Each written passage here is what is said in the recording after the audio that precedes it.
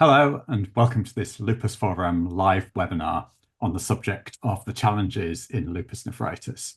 We're going to be looking at many of the most important issues around the diagnosis and management of lupus nephritis today during 3 talks. So I'm very happy to be joined by our really expert faculty today. My name is Ed Vital. I'm a professor of translational medicine at the University of Leeds, and I'm joined by Professor Brad Rovin, Professor Liz Lightstone, and Maria Dall'Era. So just a few housekeeping issues first of all. Please do make the best use of our faculty by adding your questions at any time using this Q&A window that you can see. You can add those whenever you think of them. We're going to hear all the presentations first, and then we'll go through as many of those questions as we can. There's also the Lupus Forum technical team on hand if you're having any technical difficulties. Also, just to mention, when we get to the end of the webinar, we'd really appreciate it if you could complete the survey. At the Lupus Forum, we really do look very carefully at all the feedback to decide on our future activities. So these are the learning objectives for today. We're focusing today about diagnosis and monitoring and delivery of care. There's going to be another webinar in May that we're going to look more at new therapies. So the learning objectives for today are to discuss the complexities of lupus nephritis within the broader context of SLE, to explore the challenges and consequences of delayed diagnosis in lupus nephritis, to look at systemic and clinical barriers to that early diagnosis and opportunities for improvement, and to highlight strategies for implementing proactive and multidisciplinary approaches to improve early detection. So we're going to have 1 talk each from Professor Rovin, Lightstone, and Dall'Era, and then we're going to go to the Q&A after all of the talks. So without any further delay, I'll hand over to Professor Rovin. Brad Rovin is a professor of medicine and pathology at Ohio State University in the Wexner Medical Center, and he's a prominent expert on the emerging therapies and approaches in the care of lupus nephritis. So over to you, Brad. Okay, thanks so much, Ed. It's a pleasure to be here, and we'll go through several interesting aspects of lupus and lupus nephritis. These are my disclosures. I work with a lot of pharma in helping try and develop new therapies, but I think you'll find that this talk really doesn't discuss anything that has conflict. Okay, so starting out with lupus epidemiology, and I'm sure you're all well versed in this, but the incidence rates, and this is from a couple of cohorts from the United States, the incidence rates per 100,000 in each of the cohorts are about 5 to 6 overall, and you can compare that with rheumatoid arthritis and scleroderma, other autoimmune diseases. But as you all know, there's a large discrepancy between men and women, with the incidence being very low in men, very high in women, and a large discrepancy as borne out by each of these cohorts in who gets lupus. And you can see here that it's far more common in individuals of African ancestry. And you can also see the prevalence rates per 100,000. And you can see that it's really quite high in women and much, much lower in men. But compared to rheumatoid arthritis, which is a much more common disease, much less. So in 2018, where we have some data, the prevalence was about 200,000 individuals with lupus, or at least fulfilling the ACR criteria of general lupus.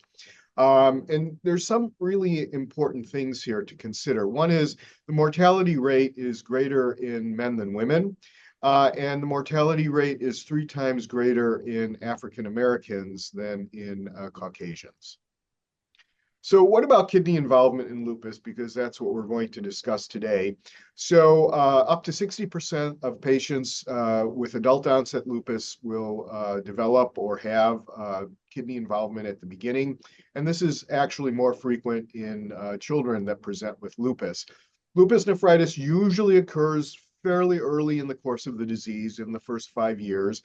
But presentation is really quite variable from subclinical nephritis, which we're actually going to talk about because it's quite interesting, to rapidly progressive glomerulonephritis.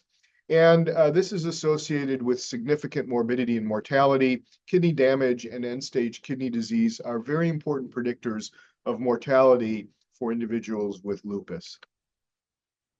So if you look at the risk of lupus nephritis, by race and ethnicity. This came from the Lumina group, and you can look at ancestry, and this is African American, Hispanic ethnicity, and Caucasian. And this parallels the incidence and prevalences that I just showed you, again, indicating that people of color really have a much higher chance of developing lupus nephritis after the diagnosis of lupus. And this was, I looked at studies, and the total number of patients compiled for this table was over 2,000. And you can see here quite the discrepancy between white patients developing lupus nephritis and then almost everyone else. So please keep that in mind as we move forward. Now, the risk of end-stage kidney disease, and by that I mean patients requiring dialysis or kidney transplantation, is actually coming down.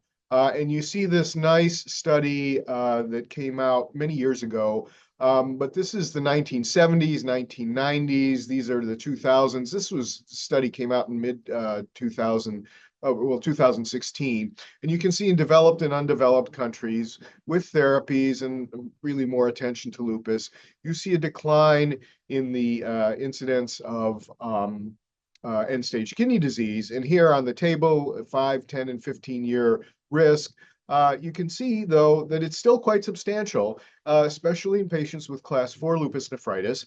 But I want to make a shout out to class 5 lupus nephritis. Many times I hear people saying, well, class 5 is sort of a benign disease in lupus nephritis, and maybe we don't have good therapies for it, and maybe that's okay because it moves slowly. But if you look over a long time frame, and these are, patients are by and large young that are being affected, they have a very long timeline. This is not a benign disease. So I think as an editorial statement, we do need to consider class 5, and we need to have therapies directed at class 5. Okay, and then of course, the risk of end-stage kidney disease also varies by race and ethnicity. And unfortunately, the same folks that are affected more frequently with lupus nephritis who have lupus, African American patients and Hispanic patients actually have the highest incidence of, and this is a composite endpoint, but for the audience, if you don't know, from the nephrology world, doubling of serum creatinine, that's what this means here, 2x SCR, is sort of the harbinger of end-stage kidney disease. This is a composite endpoint of bad outcomes, so doubling of serum creatinine, end-stage kidney disease, or death within 3 years. And you can see it's much higher in patients of color or Hispanic ethnicity. Okay, life expectancy in the general population, excuse me, is shown here. And life expectancy is decreased at any age in patients with lupus. And it's actually decreased even further, but not a lot, in patients with lupus nephritis until those patients develop chronic kidney disease. And unfortunately, I'm going to show you some data from our own group that suggests that patients develop chronic kidney disease very early in lupus nephritis. Okay, and we need to obviously prevent chronic kidney disease or control its development and progression as much as possible. So, waiting to diagnose lupus nephritis using the conventional clinical marker of a proteinuria threshold greater than 500 milligrams a day is often too late. The kidneys have lost nephron mass. And why do I say that? So this is a study we did, And this is a patient population of Hispanic lupus nephritis patients, and they're diagnosed by biopsy at time 0 at about 10 months after starting and completing what we used to call induction therapy. This was with high-dose cyclophosphamide because these are older patients followed over a long time, and or high-dose mycophenolate. They were rebiopsied, and then all these months later, they had another biopsy to see whether there was any lupus activity and whether we could take them off therapy. In any case, this was a cohort of 110 patients, and these were about the best managed lupus patients possible. They did well. They responded to therapy. Almost no one went on to dialysis. There was, I think, one death in the cohort over many years. And these patients were sort of the dream patient in terms of response. And yet, what I'm showing you here is the time course of the chronicity index on kidney biopsy. And what you see, it doesn't matter what's green and orange. This was for a paper we did. But what you see here is that very quickly, during the time of our most intense therapy, patients are already developing chronic damage to their kidneys. So that's why I say very early on, patients with lupus nephritis almost all have chronic kidney disease. Okay, the other thing I want to point out here is this is conventional therapy. So we haven't done the same study with any of the new therapies. So that will be a question for the future. And the other thing I want to point out is the starting chronicity index of this cohort was 3, which means that when these patients were diagnosed, and the vast majority of them were brand new lupus patient diagnoses, not flares, these patients already had pretty good chronic damage. So again, early diagnosis is important. So very quickly, the physiology, pathophysiology, chronic damage is driven a lot by proteinuria. As you know, the protein that comes through the injured glomerular basement membrane can be absorbed by the proximal tubule. That damages the tubule. It also sets off a lot of inflammatory cytokines. These tend to actually result in inflammatory inflammatory cell infiltration into the tubulointerstitial space, and this results in tubulointerstitial fibrosis. So really, one of our goals is to get proteinuria as low as possible, because in and of itself, even beyond the inflammatory cells getting into the kidney because of lupus and the immune complex accumulation, is proteinuria can be toxic to the kidney. And chronic damage now is driven by activity. So again, this is going back to the cohort I just showed you of our patients where we did multiple biopsies. And just to be brief, what we found was for every unit decrease in activity index, the chronicity index was expected to increase by 0.16. So that means even as we are treating the patients and trying to get their activity under control, as we get the activity under control, the chronicity goes up. And chronicity was really associated with hyaline deposits, which are these big immune complexes in the subendothelial space, cellular crescents, and importantly, with tubulointerstitial inflammation. And this is a study, the main graph is from Marcus Clark's group in the University of Chicago. But what I'm showing you here is when you have interstitial inflammation, you have release of proteases, reactive oxygen species, pro-inflammatory cytokines, you have interstitial hypoxia. This results in tubulointerstitial fibrosis and tubular atrophy, what we call IFTA.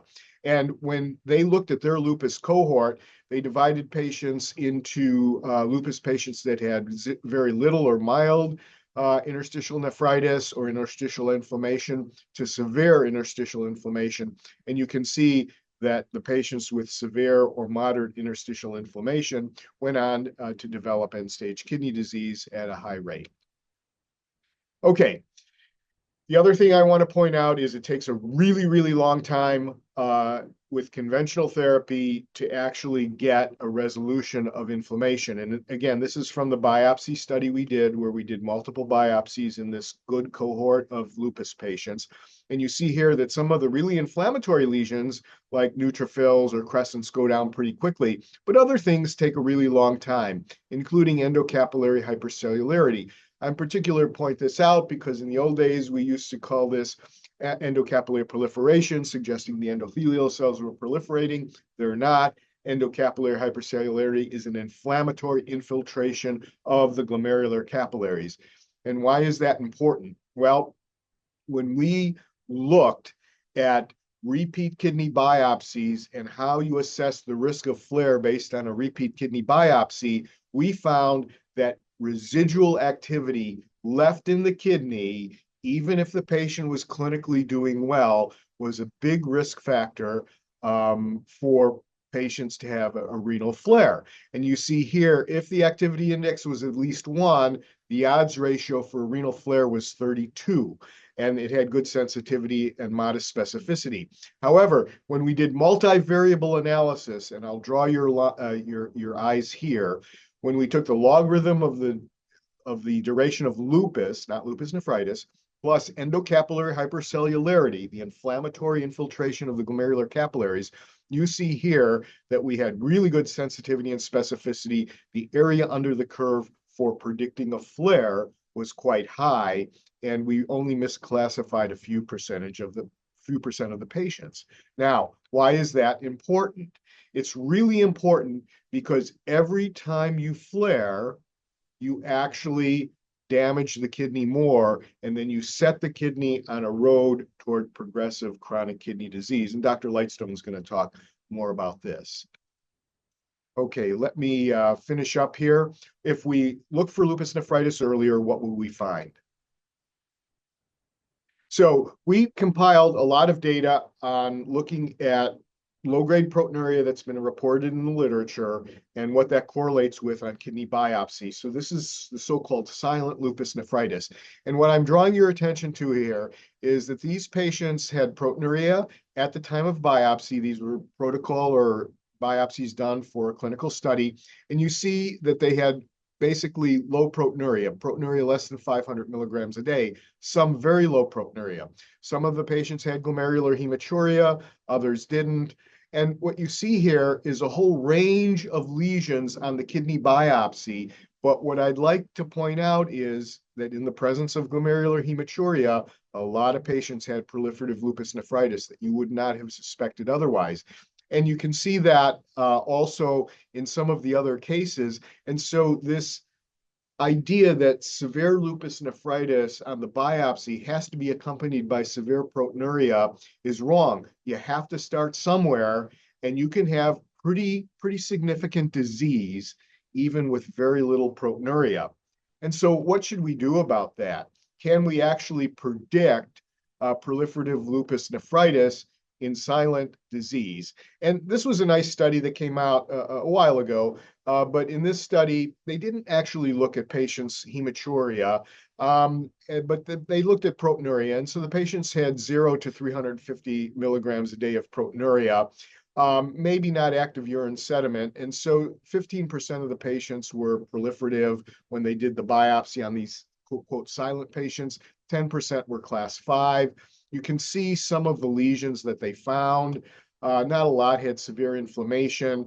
This is a little bit bothersome, is that about 30% of the patients had global glomerulosclerosis already, and some of them had fibrous crescents and adhesions. So you can tell that active disease can actually work in the kidney for a while before he actually comes to clinical attention. And they looked at various variables that were associated or not associated with proliferative lupus nephritis or with more bland lupus nephritis, if you will, although I challenge the idea that class 5 is not important.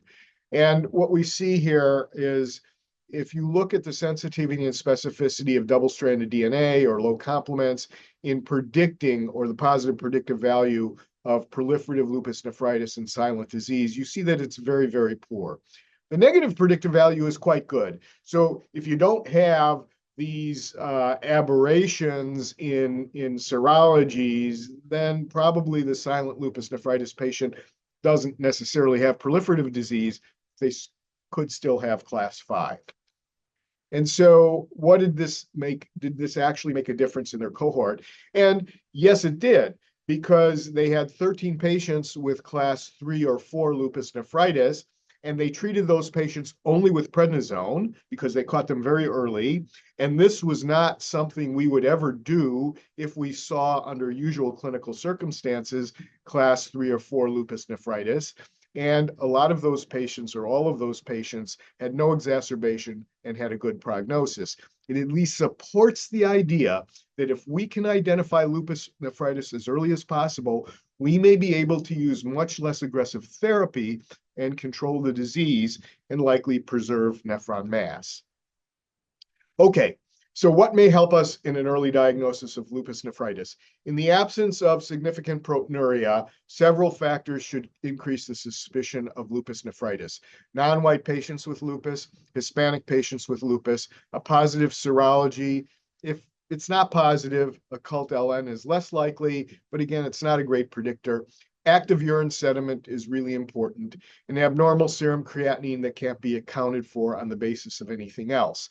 And we're studying this right now because we think this is important. We biopsied 18 patients with proteinuria more than 200 and less than 500 milligrams a day in the AMP-AIM program for the NIH. And what we found is already 4 patients had class 3 lupus nephritis and 3 patients had class 5. So actionable lupus nephritis lesions in patients with very little going on clinically in about half the patients we biopsied.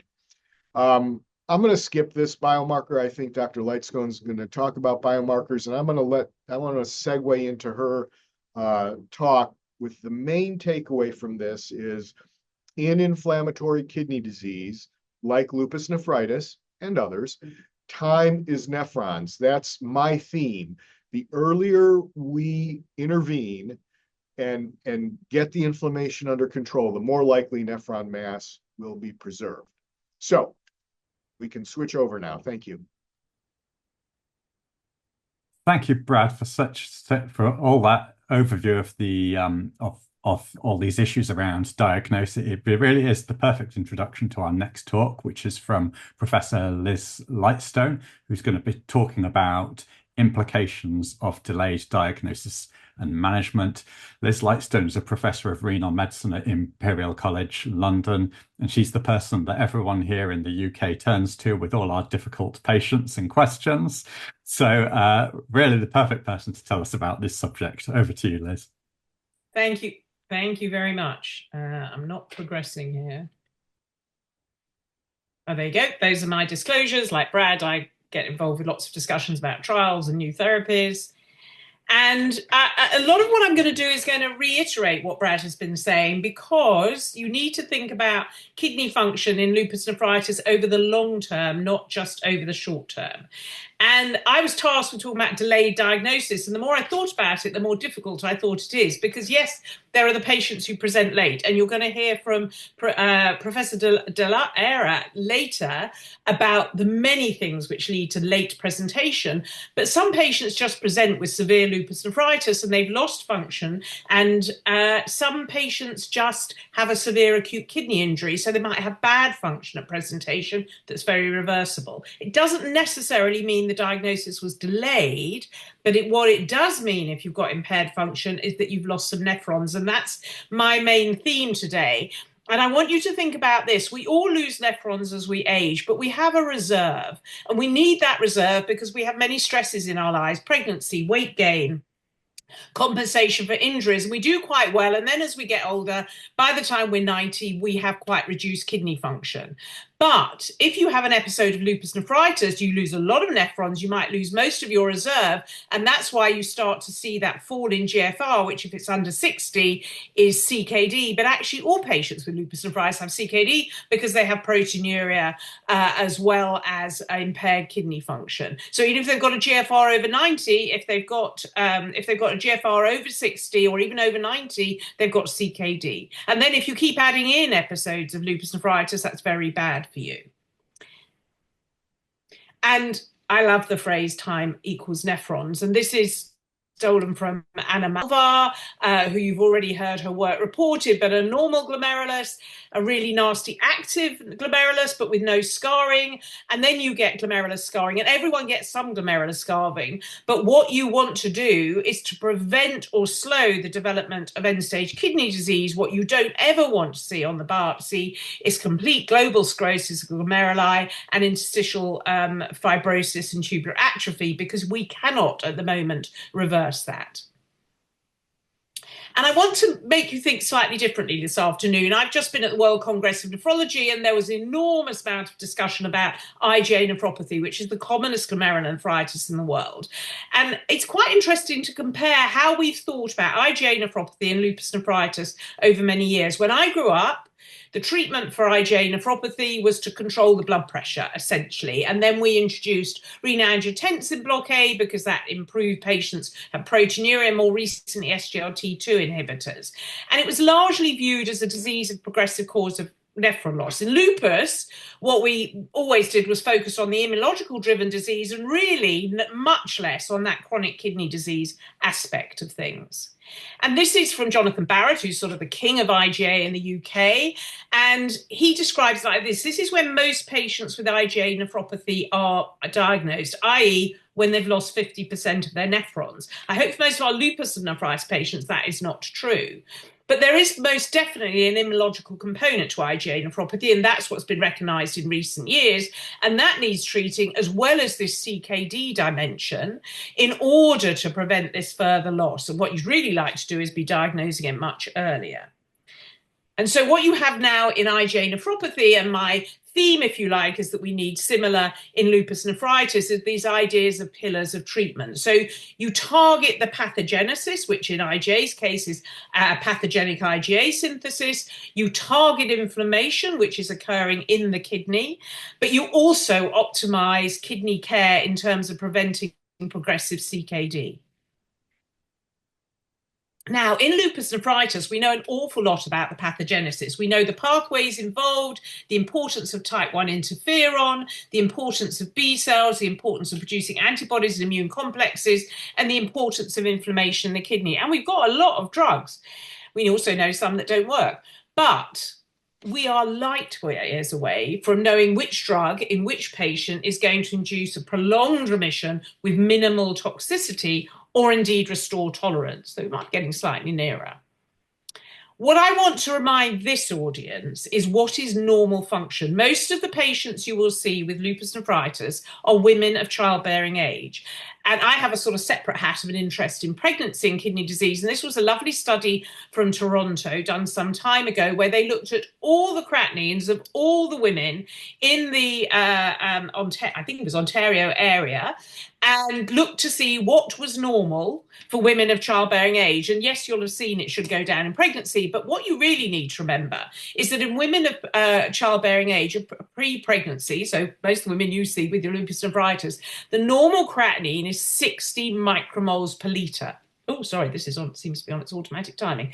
And that's much lower than you normally see your acute patients with. And you need to remember that a creatinine of 80 or 90 in these women, it may be in the normal range. It is not normal function. They've probably lost half their GFR. So you've got work to do, and that's the creatinine you're working to, not just a GFR of over 90, which covers a multitude of sins. And then you need to think about time. And this is data looking at 3 years post the first renal biopsy. This is data that was presented very recently at the ACR in 2024 from Johns Hopkins. This is 60 patients with at least 3 years follow-up. They'd had a renal biopsy, and they looked at those who had a complete renal response, which is quite stringent, less than half gram proteinuria on less than 10 milligrams of pred, and they achieved that in 40% of patients. What they achieved much less likely was renal remission, which was a very low proteinuria and low levels of steroid. And what is distressing, and goes back to what Brad said, is only 11% of Black patients achieved renal remission.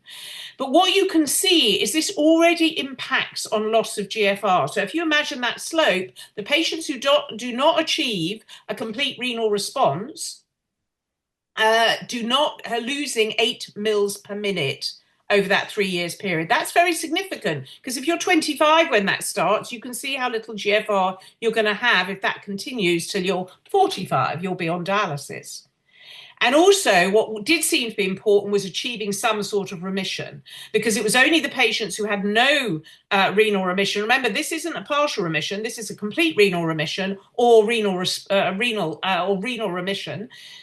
20% of them had lost 30% of their GFR within 3 years. And that predicts that they're going to go into end-stage kidney failure.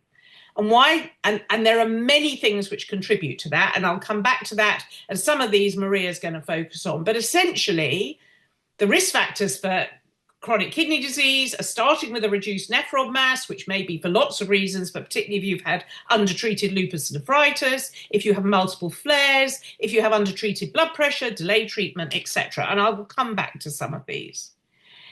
So we need pillars of lupus nephritis treatment. And the rationale is to really go back to the slide that Brad showed a little while ago. Patients already have chronicity at presentation. They gain a lot more chronicity over time, but then you want it not to increase at all. It's quite difficult to reverse it. But you need to tackle the inflammation, you need to tackle the underlying autoimmunity, and you need to tackle the CKD itself.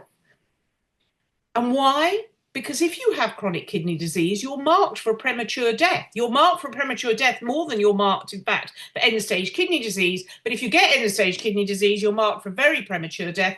And the younger you are, you saw that from the graph that Brad showed, that is greatly increased in younger patients. And remember, all our trials, the longest primary endpoint to date was in Bliss-LM, which was at 2 years.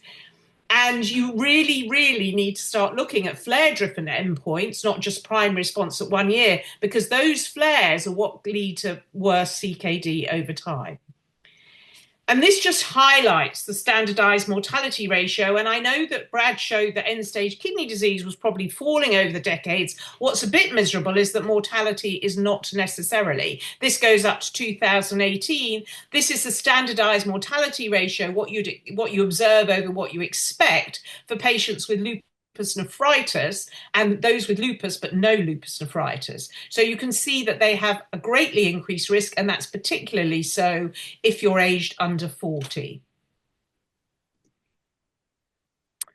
And then if you compare, well, okay, is it worse to have lupus nephritis and CKD rather than a primary glomerulonephritis like IgA, like membranous, or all the other causes of CKD? And remember, the major cause of CKD probably globally is diabetes. So you expect them to generally do worse. What was interesting in this study is that the patients who had their CKD due to lupus nephritis had a very significant 5-year mortality. These are not old patients, and a greatly increased risk of major cardiac events, but not particularly increased risk compared to the other groups, but compared to primary GN of needing kidney replacement therapy. That's shown very clearly graphically. So the yellow is primary glomerular disease, the green is other CKD, and this blue line is the lupus nephritis. And you can see primary glomerular disease much more likely to end up with kidney replacement therapy, but adverse cardiac events are between other chronic kidney disease and primary and all cause mortality. And that's over 10 to 15, this is over 15 years. And you can see it's really very high. So we do need to be avoiding this. And why is CKD so bad for you? Well, because it's associated with a huge number of abnormalities. Cardiovascular disease is the big killer, infection, and kidney failure, obviously, and all that goes with that. So it's not a mild thing. It's not something to forget about as you're treating lupus nephritis. So going back to an alternative approach, we have the pathology. We know what the pathogenesis is. This is a very recent paper from Mayo Group, and I quite like this. I'm not sure I agree with all of it, but I quite like this. You have the autoimmune drivers, and we know how to treat those, or we think we do, and there's lots of things coming along. And the real biomarker in proliferative lupus nephritis is anti-double-stranded DNA. That's not so true in membranous, but it's a good biomarker. Then you have the inflammatory drivers, the sort of inflammation within the kidneys, which is largely driven by macrophages and neutrophils and immune complexes and complement activation. And the biomarkers there, I think what IgA has taught us, what Brad was just saying about his early lupus nephritis and this approach, is the sort of renaissance of hematuria as an important biomarker of ongoing inflammation, as well as proteinuria, GFR, and complement. And all we really have to treat this at the moment, over and above our immunosuppressants, are steroids and possibly coming along the line, complement inhibition. And then we have the reduction in nephron mass, and there's lots of drugs we can think about here, but the classic would be renin-angiotensin inhibition and SGLT2 inhibitors, and I'm going to come on to those later. And the biomarker there is the slope of GFR, and you want it improved or flat, ideally improved. You don't want a loss of GFR over time. And why not? And why is it so important to get that early bit right? So don't think I'm in any way negating the importance of immunosuppression. So this is, again, very recent data from the Hong Kong Centre, from Dr. Yap and colleagues. And they looked at everybody looks at different outcomes, which makes it really difficult when you're talking about these different studies. But they looked at essentially the BLISS-LN outcomes, but looked over their cohort over a very long period of time. And 176 Chinese patients who at 2 years post-biopsy, 64.2% had achieved the sort of BLISS-LN primary endpoint, which was measured at 2 years, which is a fairly low GFR, and a urinary PCR less than 0.7. But they also looked at complete renal response, which was much more stringent, and 43.8. So these patients actually did well, and they were followed up for a very, very long time. So this is years. And this is 36 for kidney survival and 32 in the other graphs, 32 years. And these were the patients who achieved the modified primary efficacy response. And these are the patients who achieved the much more stringent response.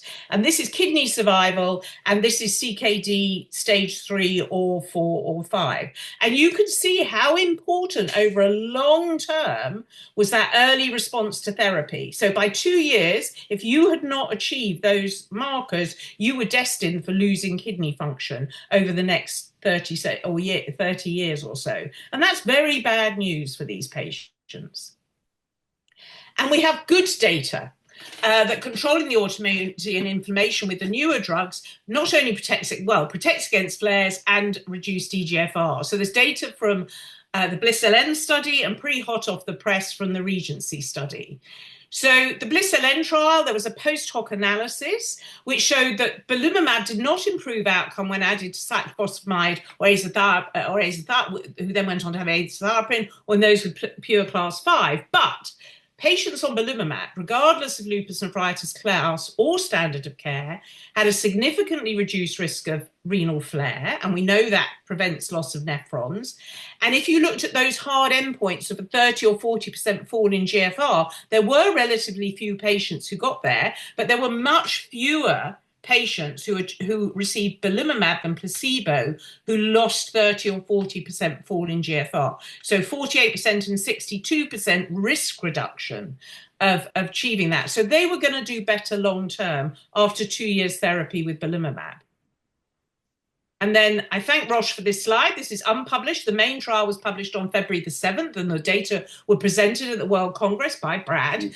But this is an exploratory analysis of time to unfavorable kidney outcome. And these were patients who had MMF and steroids plus or minus obinutuzumab, or they had placebo.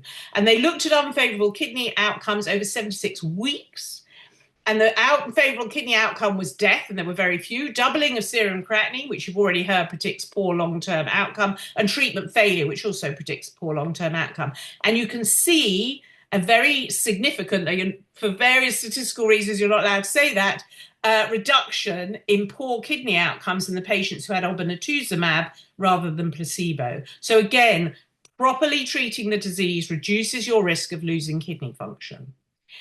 And again, this is more recent data on the impact of having tubulointerstitial inflammation. I'm sorry, something's got covered up here, but this is without tube, in the blue line is without tubular interstitial inflammation and damage, and then the red is with tubular interstitial inflammation. You can see it has a big impact on your long-term kidney function, 192 months. And there are 2 trials of complement inhibitors ongoing that hopefully will report fairly soon that might be able to replace glucocorticoids in the same way that avacopan has been able to do in the vasculitis patients. So now I want to switch your concentration and to think much more about kidney workload and how we prevent the damage from a kidney that has to overwork in the face of reduced nephrons. So kidney workload is really about the metabolic load. So the things that increase that are all the things certainly of a Western lifestyle. So obesity, a protein-rich diet, salty diets, and pregnancy. And then you can have reduced kidney capacity with a reduced filtration surface. You might be born small and early, so that reduces things, but then you have previous LN episodes which reduce your nephrons. So when you have a balance, you have normal filtration. But when you have an imbalance, those poor remaining nephrons are working hard, and they're working really, really hard when you have the combination of increased workload and decreased capacity. And I recommend this really excellent review from, I'm going to get that wrong, in Nature Reviews Rheumatology last year. And there's some things we can't do anything about. We can't change nephron endowment, previous kidney injuries, etc., nor your genes. But there's lots of lifestyle stuff you can do to improve, reduce risk. So reducing salt intake, that's very little salt. Protein-rich diets are all the rage at the moment. We shouldn't be going for those if you want to preserve your kidneys. More of a plant-based diet, physical activity, don't smoke, don't become diabetic, so let's reduce those steroids. Don't become overweight, let's reduce those steroids. Control the blood pressure. In every study looked at, arterial hypertension is a bad risk factor for poor outcomes. And avoid nephrotoxic agents. And don't avoid pregnancy, but plan for it and get it right to minimize damage. Now, in the CKD world, I don't know how many of the audience are nephrologists rather than rheumatologists. In the CKD world, we've all become obsessed with using SGLT2 inhibitors on a background of the maximum tolerated renal angiotensin blockade. And that's because they're wonderful drugs. They were started out in diabetes, but there's very good evidence in proteinuric CKD that they really, really do reduce progression of CKD, whatever the cause. The trouble is, and I thank Andreas Kombrasch for this table, but patients with lupus nephritis were excluded from the main studies, Credence, DAPA-CKD, and EMPA-Kidney. But I'm going to show you a little bit of data that shows they probably should be being used. And interestingly, that they might actually reduce the onset of lupus nephritis in patients with SLE. So this is a recent paper from last year. They did a huge study looking at a massive database of all the patients who had type 2 diabetes and lupus. And then they looked at all those who were on SGLT2 inhibitors, which was still quite a large number, and propensity matched them for all of these things to patients who weren't on an SGLT2 inhibitor. And what they showed was that you were much less likely to get lupus nephritis if you had lupus and diabetes and were on an SGLT2 inhibitor, and you had much better kidney outcomes, and you had much less heart failure. And that's shown in a graphical picture in this slide. Lupus nephritis, these are the patients who are on who are on SGLT2 inhibitors. These are the ones who are not. You can see they were much less likely to develop lupus nephritis. They were much less likely to have heart failure, which isn't surprising knowing how these drugs work, and greatly reduced all-cause mortality. So these patients almost certainly should be on SGLT2 inhibitors as well as RAS inhibition. And then the newer kids on the block, there was the FLOW study was published last year, which showed that if you have bad CKD and bad diabetes and you gave people GLP-1 receptor agonists, so the Ozempic, what we now all think of as the weight loss drugs, those patients had a reduced all-cause mortality as well as protection from impaired kidney function. And a similar study was done on patients with lupus nephritis taking a GLP-1 for whatever reason, compared and propensity matched to a group who had never taken them. you need to consider timing as when to start, and I'll come back to that for both of those types of drugs. But as a sort of an aside before I present the data, I do wonder about using this class of drugs in the patients who need prolonged steroids, because it might prevent them putting on weight, but that is completely untested. But this was, again, very interesting. This was the number of patients in lupus nephritis patients not using a GLP-1 and lupus nephritis patients using a GLP-1 receptor agonist. And what you can see is a halving of the likelihood of end-stage kidney disease within 5 years. That's really very impressive data. So we need trials, we need much more data, but it is tantalizing. What I will say is that SGLT2 inhibitors have major impact on volume and peeing. The young women, they end up peeing all night. They pee sugar, they're at increased risk probably of urine infections. I do not give these drugs acutely, because you've got to get volume right. If they're severely nephrotic, the last thing you need actually is an acute introduction of SGLT2s. But once you've got them on stable treatment, once they're improving, then think about your approach to their CKD and preserving nephrons. And these work by reducing nephron workload. And then there's an even newer one. This has just come out in NDT from Ono Teng and colleagues. I have to say I can't stand the nomenclature, but it is quite interesting. Disease-modifying anti-nephropathic drugs, demands, if you like, a definition proposed by the Immune Working Group of the ERA. And their 3 pillars are slightly different from mine, because they sort of link together, targeting immunological activity and inflammation, and reducing treatment-related toxicity, and drugs targeting the non-immune factors of chronic kidney disease and reducing treatment-related toxicity. So the 3rd pillar is reducing treatment-related toxicity. And in my mind, that's not just things like avoiding NSAIDs, it's minimizing steroid use. And so everybody should be on hydroxychloroquine. There's a great variety of things coming in, and who knows, in a few years, we might be giving everyone the sort of in between ordinary B-cell depletion and CAR T therapy, T-cell engagers, and of course complement inhibition may be routine, but there's all those things that were in that table that we can modify in lifestyle, and the things to preserve nephrons even. So in summary, delayed diagnosis, whether it's time, whether it's severity, costs nephrons. Lost nephrons lead to CKD, and lupus nephritis is associated with a higher mortality versus no lupus nephritis, and that's partly due to CKD, and that's with associated major adverse cardiac events. And so it's vital to preserve long-term kidney function if you want your patients to have good, healthy lives, and you need to think about treating the nephritis very promptly and protecting the kidney. But I'm going to segue into Maria's talk, because it's a lot. The biggest problem I have with my patients is they don't take the tablets. They don't come to clinic. And you're going to hear now, there's so many reasons that contribute to that. But also you're asking young people to take a lot of drugs and then we'll tell them they can't get pregnant for years because they're on a lot of drugs that have not been tested in pregnancy. So it's not straightforward. So now we're at the point where I think we do know much more how to protect nephrons, but it's not straightforward. And we really do need to optimize and personalize. Thank you very much.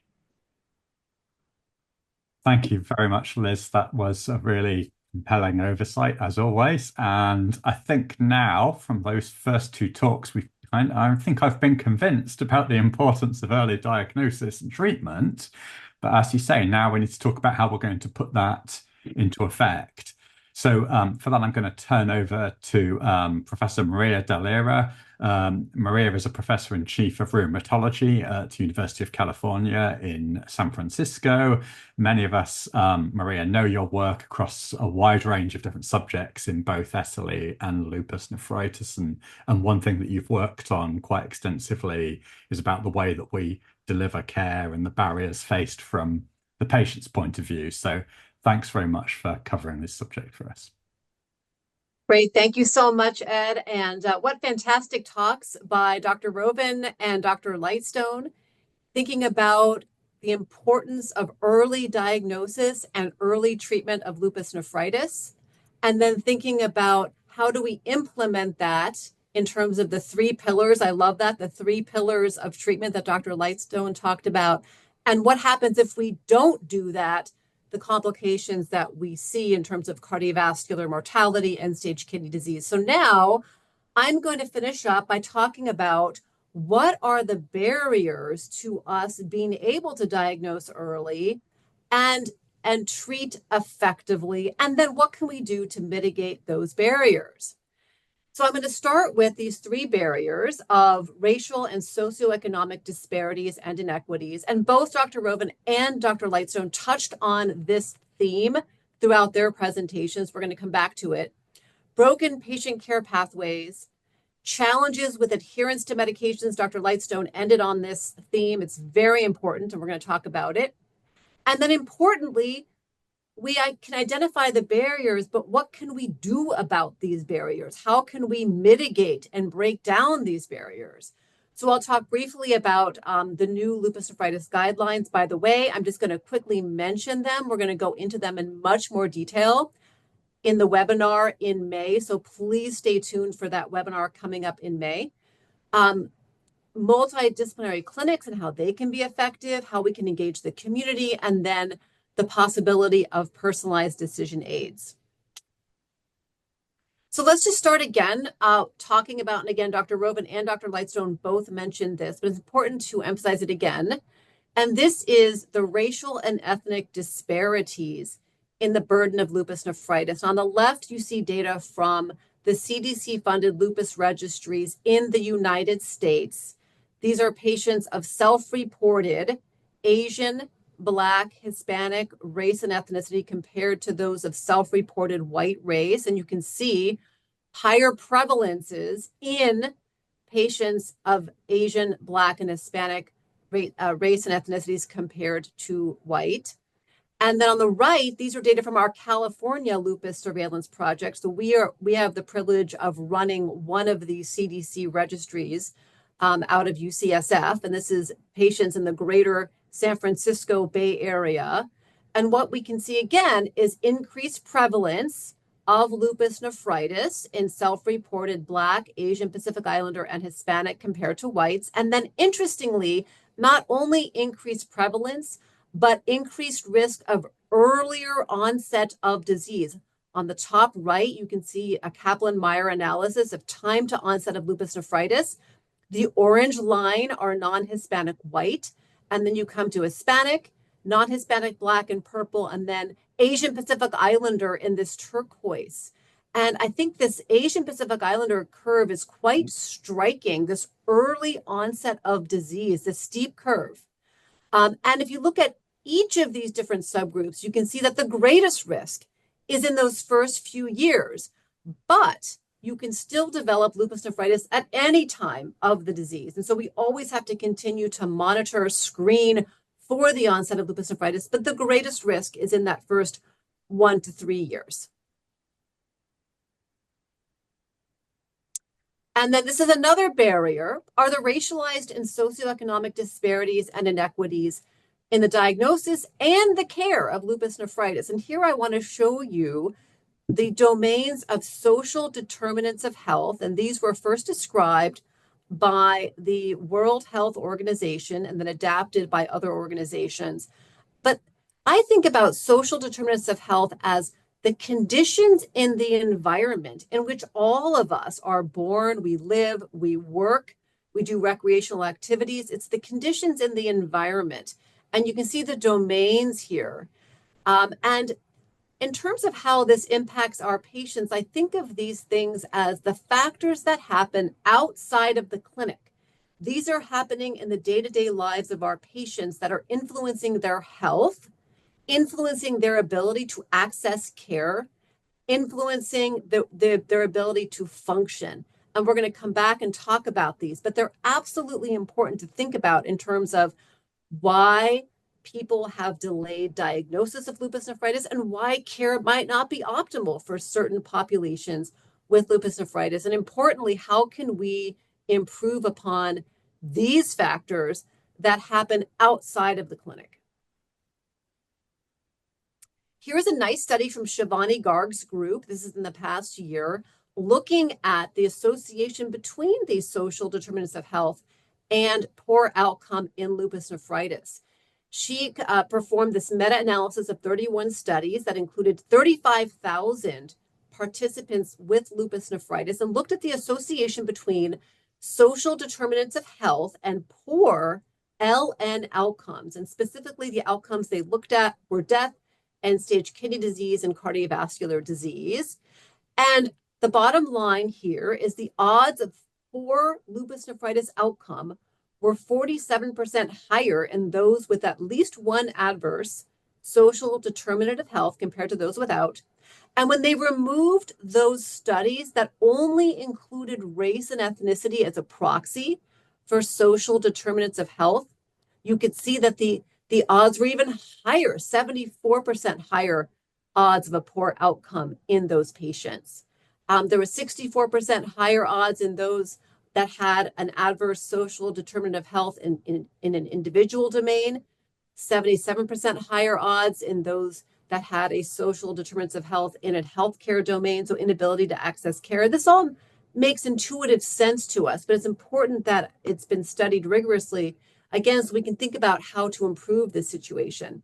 And then interestingly, they showed that there was a multiplicative effect of a person having greater than or equal to 2 of these adverse social determinants of health. So for example, if a person was of self-reported Black race or ethnicity and they had public insurance, there was a 12-fold higher odds of poor outcomes. So these are real, these are important, and these factors impact our patients.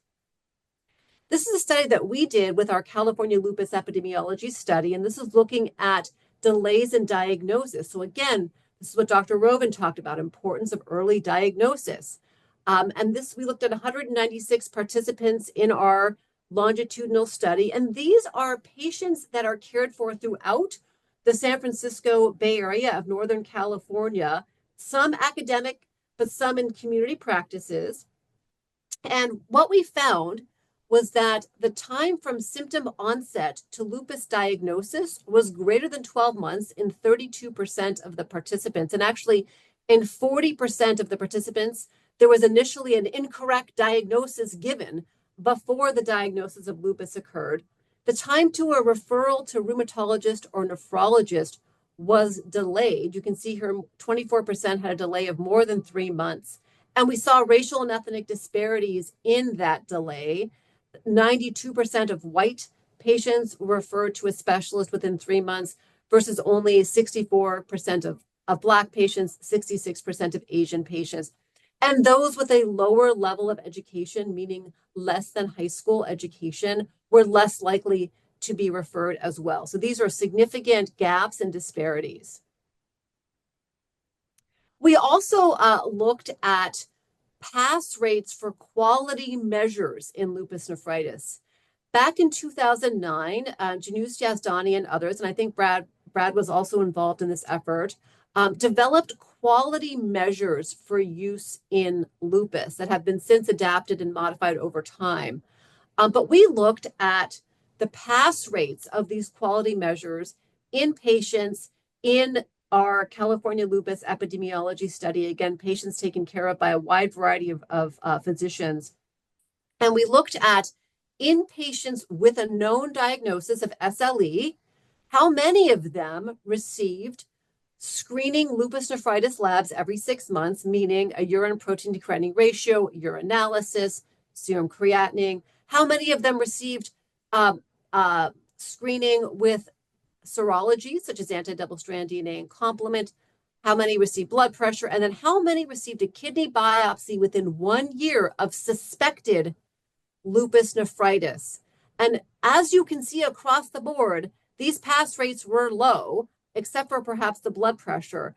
But look at this, 42% of patients with SLE were passing this quality measure of receiving screening labs every 6 months. We can do better. And look at the kidney biopsy data as well. We can do better. How can we do better? We also showed that in a multivariable model, females, patients with private insurance, and the academic practices tended to have higher pass rates. What about patient care pathways, and how can we think about the patient care pathways when we think about barriers to diagnosis and treatment? I like this notion of the patient care pathway, and the way that I think about it is a patient's journey from their initial symptoms of having SLE to diagnosis and then to beginning treatment. And this is a recent study from the past year, and this is out of the Mayo Clinic using their CDC-funded lupus registry called Lumen. They looked at 373 of their patients. They found that 88% of their patients had multiple consultations prior to being able to access lupus specialty care. 13% already had some damage via the SLIC damage index at the time that they first were able to be seen by a lupus specialist. The median time from first encounter with any symptom to diagnosis, 31 months. 25% had delayed access to specialized care, and that the care pathways were influenced by disease presentation. So I think it's interesting for us to think about this journey that our patients take, where the disruption points are, and how can we improve the process such that we can see patients earlier, get them into the hands of specialists earlier, and get them treated earlier. Along this theme, this is a similar idea, but from Europe, and this is where centers in France. And what they did was they conducted an online survey of healthcare professionals in France as well as patients. And they identified these key barriers in a patient pathway from symptom onset to diagnosis to treatment. Need for appropriate and timely referral, need for dedicated first consultation, individualized treatment approach, patient education, need for preventing complications, comorbidities, need for patient support, including psychological, social, and occupational support. And you can see that they came up with a very similar kind of flow diagram in terms of their patient pathway and thinking about where the problem points are. This also came out of Europe. This was Lupus Euro, and this was an online survey of patients with SLE. And I was struck by this number, 4,000 respondents across 35 European countries, quite impressive. But I wanted to draw your attention to some of their major findings, which I found to be striking. Again, and thinking about, again, we have a global population here. I showed you some US data. Now I'm showing some European data. We're seeing similar themes. Here, the median delay between first symptom and lupus diagnosis was 2 years. 30% reported kidney involvement, 45% received another diagnosis prior to the diagnosis of SLE, very similar to the United States data that I showed you earlier. And here, this is looking at treatment of incident lupus nephritis in the United States. And this is work from Janus Yazdani and colleagues. And this is looking at the administrative database of US Medicaid and looking at claims. And here they identified 1,700 people with incident lupus nephritis, new diagnosis of lupus nephritis. And they looked at 3 measures of healthcare quality. I am showing you just one measure. This is how many patients received immunosuppressive therapy, excluding glucocorticoids, after the diagnosis of lupus nephritis. These are low numbers, only 13% at day 30. At 1 year, only 33%. Again, this is an administrative database, but quite telling. These data are old, they're 10 years old, but quite striking data. Again, how can we do better? And then this gets to the question of adherence that Dr. Lightstone touched on at the end of her presentation. This is also looking at Medicaid data, Candace Feldman out of the Brigham, identifying patients who were new users of hydroxychloroquine and oral immunosuppressives. And here you can see only 21% of hydroxychloroquine users and 17% of immunosuppressive users were adherent. In these analyses, young age and self-identified Black race were associated with non-adherence. And not surprisingly, there were higher rates of ED visits and hospitalizations among non-adherent patients. And I think when I look at these data, we're looking here at hydroxychloroquine, which should be the easiest, I would submit to you, of our medications to take. And yet only 21% were able to adhere to this. And now we're going to be talking about in the next webinar in May, these complicated regimens to treat lupus nephritis, which are absolutely essential for the treatment of lupus nephritis. But they can be complicated, especially thinking about the 3 pillars of treatment that Dr. Lightstone mentioned. How can we help our patients adhere to these medical regimens? This is absolutely critical. We can prescribe any medication we would like to prescribe, but if our patients aren't able to take that medication, they're not going to derive the benefit from that medication. And now I'm going to finish up in my last few minutes here with showing you some published data looking at how we can begin to break down those barriers that I just showed you. What are the solutions to those barriers that we just reviewed? And so I just want to make a shout out here to the 2024 ACR Lupus Nephritis Guidelines for the Screening, Treatment, and Management of Lupus Nephritis. These were presented at our ACR Convergence last November. The publication will be coming soon, but on the ACR website, you can see these guidelines. We're going to discuss these in great detail in May, but I just wanted to point out to you that they are here. And I think having up-to-date guidelines from different societies, we have ACR, we have the 2023 EULAR, we have the 2024 KDIGO. These are all important in teaching all of us in the lupus community how we should be treating our patients living with lupus nephritis. So up-to-date guidelines, I think, are very important to mitigating some of these problems and these barriers that we talked about. And then this just shows you, again, high-level view. We'll be talking more in May. But for all patients with lupus, we need to be screening them for the onset of lupus nephritis. I just showed you that we're not doing that great of a job. We can do better. For suspected LN, we should be performing a prompt kidney biopsy, treating promptly with our medications. And then who should we be getting a kidney biopsy in? At the lowest level, at least those with greater than 500 milligrams of protein. But as Dr. Rovin showed you, we should probably be biopsying even earlier for lower levels of proteinuria.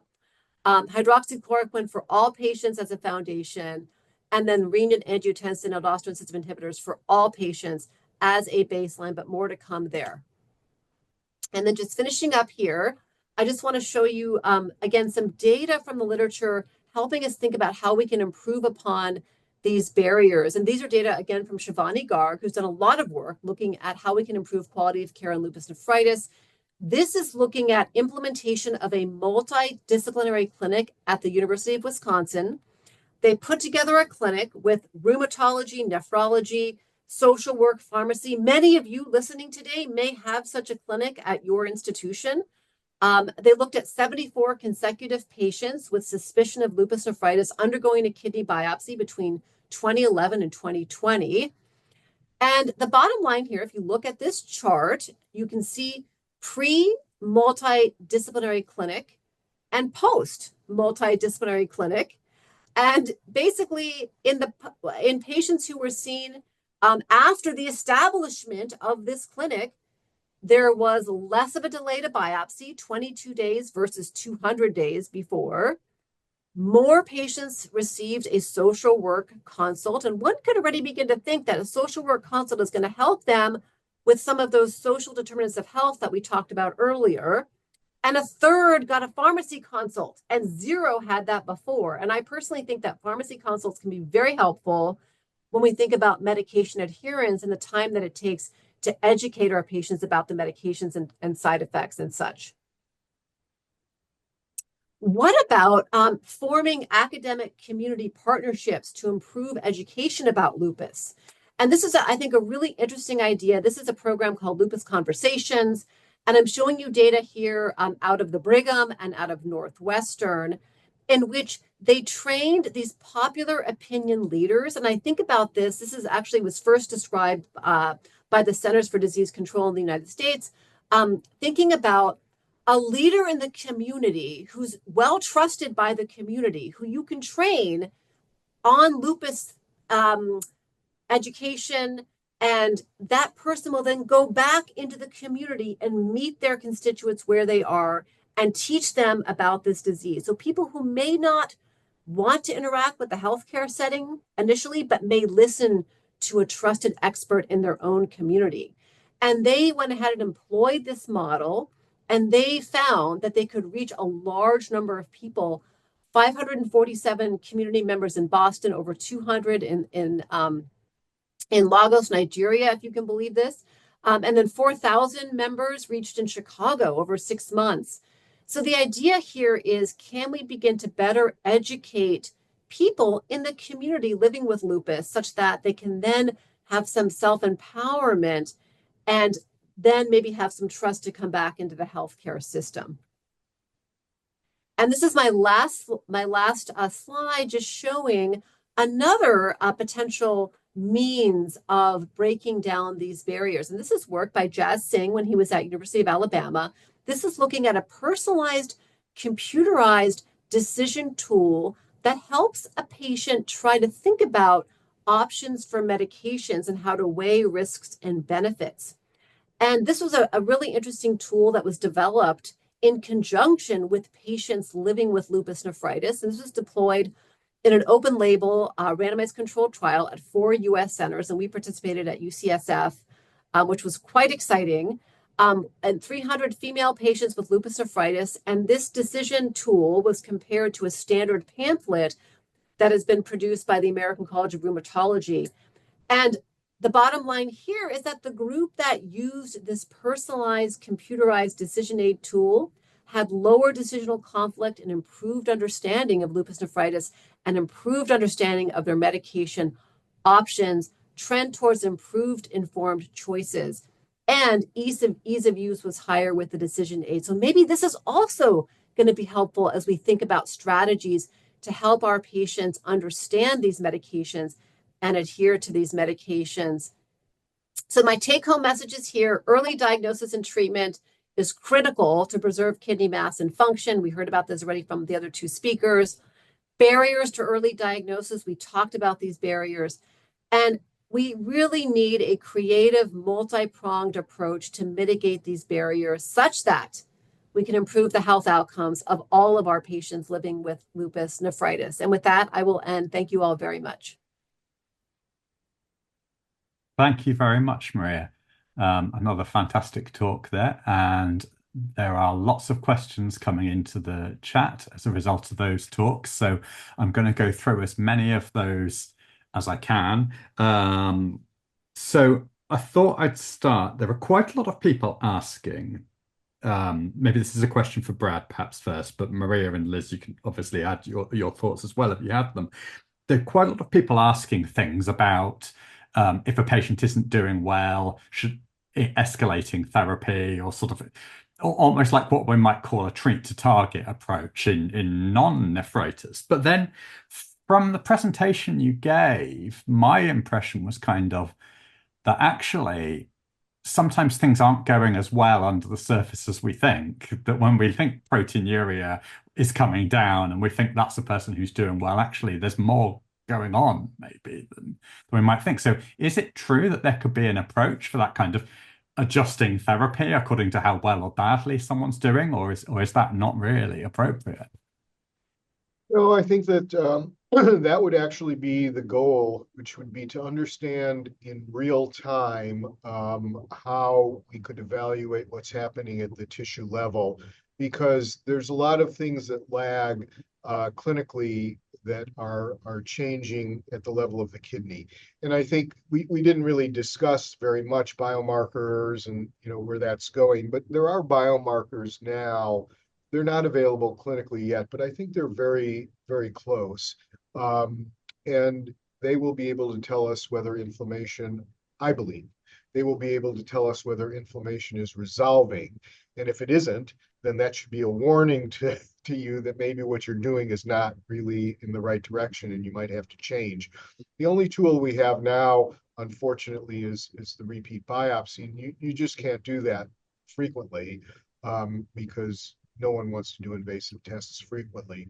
But I do think that the idea that we are not able to understand with our current serologies and other tests exactly what's happening in the kidney in response to therapy is something we should sort of really put in the front of our minds, and then really work hard to develop ways to monitor what's happening in the kidney on a continuous real-time basis rather than the biopsy.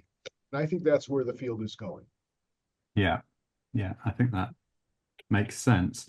And then I guess another one related to that is that does it matter that the clinical trials are based on proteinuria rather than sort of some harder endpoints like end-stage renal failure?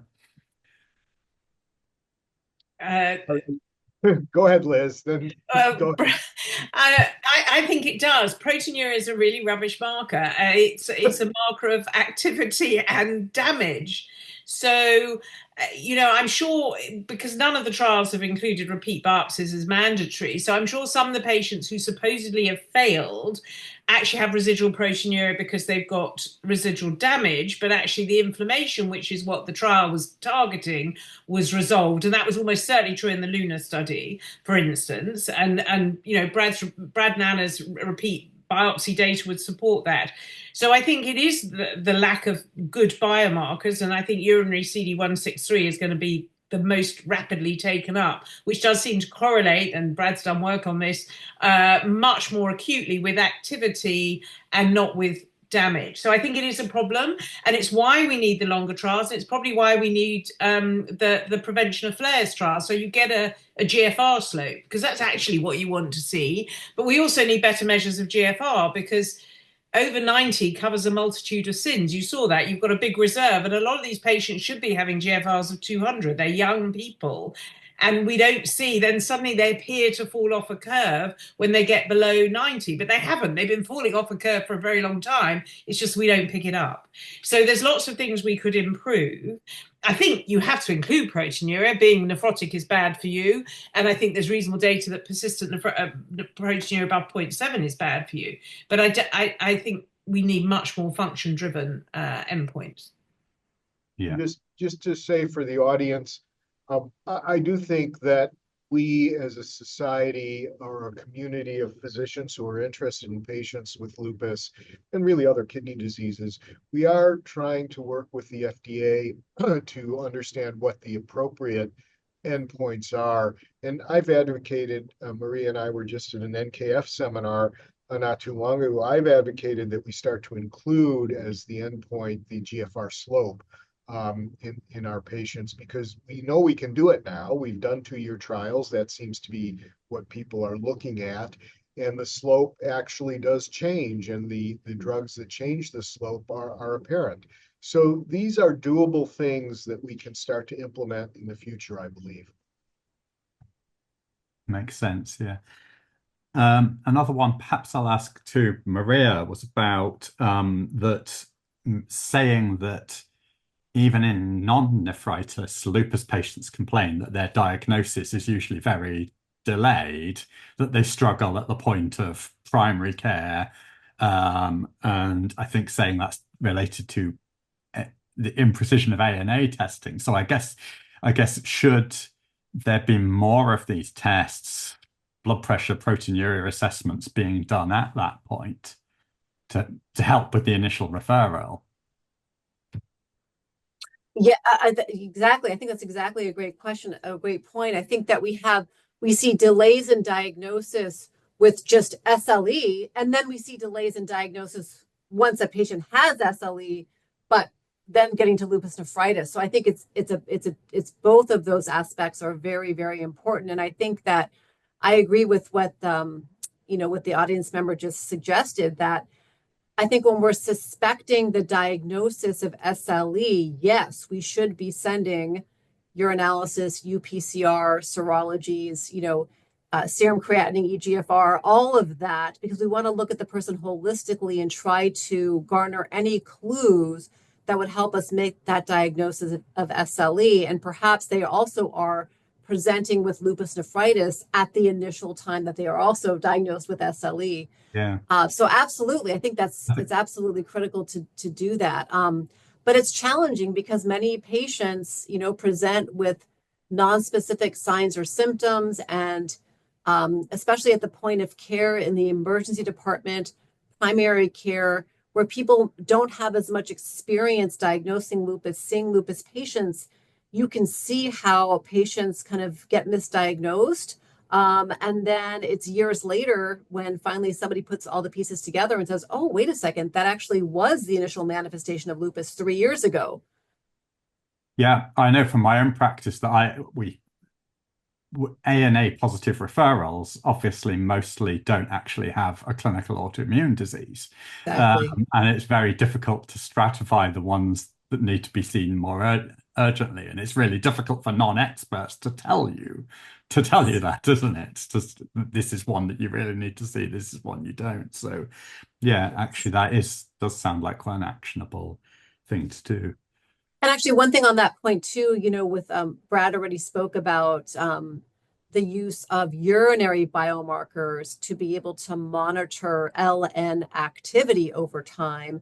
Similarly, there are, several companies and groups that have recently published on kind of the beginnings of biomarkers using serologies, gene expression, other soluble mediators to try to come up with some sort of screening biomarker of some sort for SLE. So with those positive ANA patients, could we have other biomarkers that can help us understand, this person actually seems like they have more molecular findings that are consistent with lupus. I have to think about them differently than just the positive ANA without any of the others. So I think we're going to see that emerging also in the next 5 years. Yeah, and maybe some of those other risk factors, all that sort of race, ethnicity, age, putting all these things together to identify the risk that's associated. Yeah. Okay, this one's I think a question for Liz. Do we need more evidence to include SGLT2 inhibitors in guidelines for lupus nephritis? It's a great question. We probably do, because they've been excluded. There's huge numbers of patients in the CKD studies. And in fact, there's probably been enough patients with IgA nephropathy in those studies, but lupus was an exclusion. So there's far less data. But I think those big propensity match studies give quite compelling indication. And there's been much smaller studies looking specifically at safety. I do have the caution about really acute lupus nephritis, not giving them. I think you can get things horribly wrong with volume in that acute phase. But I think we should. But I think it comes back really to what Maria was talking about. I need to get my patients to take their hydroxychloroquine. If only 21% of them, and I know that from the data we've done before on therapeutic drug monitoring, there's about, in our group, there were at least sort of 25% who were never taking their hydroxychloroquine, despite looking me in the eye and saying they were. And so you've got to decide what your priorities are. And the other, I think, important part of that pathway is perhaps they don't need the RAS inhibition. I know that's a horrific thing to say, but perhaps if you could only choose one, it should be an SGLT2 inhibitor in the long term, because the impact is probably greater than an ACE inhibitor, and also, or an ARB, because often they don't tolerate, once their nephritis is better, they often don't tolerate the antihypertensive effects very well. So we have to personalize it. But yeah, I think there probably is, but there probably needs to be a trial. But we can't say to these patients, you've now got to wait 5 years until we've got trial data before we give you a therapy that we're giving to every other patient with CKD. I think that would just be morally wrong. Yeah, that's right. So I do want to add one thing. Liz talked about acutely and the volume issues with SGLT2 inhibitors. The other thing I would caution is I do use SGLT2s in my patients that have been treated for lupus, that have entered a chronic phase. They're very well maintained, and they have chronic kidney disease. But in the acute phase, when you are throwing a lot of immunosuppression at these folks, and they are particularly susceptible to urinary tract infections and other infections because of all the glucose coming out, I really don't use SGLT2s, and I think we have to be cautious. The patients I'm discontinuing SGLT2s in are those with recurrent urinary tract infections, and they're on no immunosuppression. So we have to be a little bit cognizant of that. And if you have to wait a few months or a couple of years to start an SGLT2, I don't know if we're losing ground, because all the SGLT2 studies were done in patients with pretty advanced chronic kidney disease, as opposed to at the beginning of their course. I completely agree with that. But the other caveat there is there are very clearly defined CKD pathways. I mean, not for lupus nephritis, for CKD. My big worry is they don't focus on making a diagnosis. And my worry is somebody perhaps with Brad's, patients with early lupus who are not being diagnosed, who are going to seem to have a little bit of proteinuria. They'll get lumped to CKD and they'll go on RAS and they'll go on just CRT2. They will reduce their proteinuria and they'll be presenting with their lupus nephritis 4 years down the line, not 2 years down the line. So always remember to diagnose the cause of your CKD. And then another question, this is probably one for Brad, actually, is asking about indications to repeat biopsies. Does it provide more answers, or or more questions? It always provides answers. The repeat biopsy to me should be placed, when you want a specific question to answer. And for us, where we do a lot of repeat biopsies, it's often the question is, can we now stop immunosuppressive therapy? That's a big question, because I think many of the things we don't know about lupus, one of the worst is, how long do you need to treat? And is it really forever? Or can you get these young folks off immunosuppression? And I believe the answer is yes, because we do that frequently in our clinic. And we don't want them to flare because of all the reasons every one of us just talked about in terms of progressive CKD, chronic kidney disease. So that's often our reason. But we will do biopsies pretty frequently right after we've done a first biopsy if things start to go off rail and we can't figure out why. If there's some change in the course of the patient, if a patient has been doing really well for a long time and then they flare, we'll do a repeat biopsy to see where they are. And a lot of times, I'm not answering the question, do they have lupus nephritis again, or is there lupus nephritis flaring? I'm answering the question of, they've had a lot of lupus nephritis for a long time.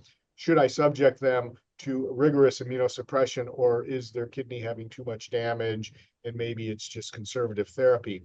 So as long as you have a question that you have to answer that can't be answered by anything else but histology, I think it's reasonable to do repeat biopsy. And actually, we do it a lot, and Liz does it, and lots of folks do it. If you tell the patients why you're doing it, and it's not this barbaric procedure that you're doing to be punitive, of course, you're doing it for a specific reason, most patients understand and will agree to it.